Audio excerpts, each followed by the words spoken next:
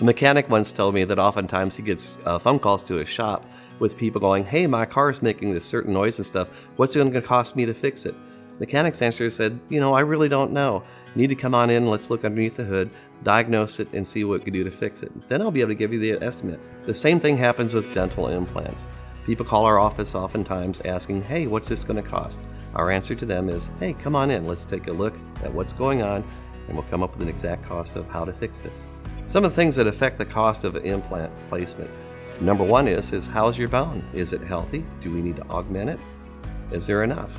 Likewise, with your soft tissue or gum tissue, how is it in relationship to the adjacent tissues? Do we need to augment that or grow some more back?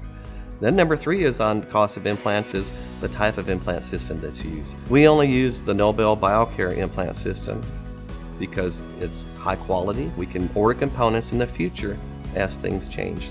The company was one of the original companies in the development of dental implants. When we place a dental implant in our practice, we mean for it to be there the rest of your life. Like anything else in healthcare, there are failure rates. In our office, we run a 98.5% success rate.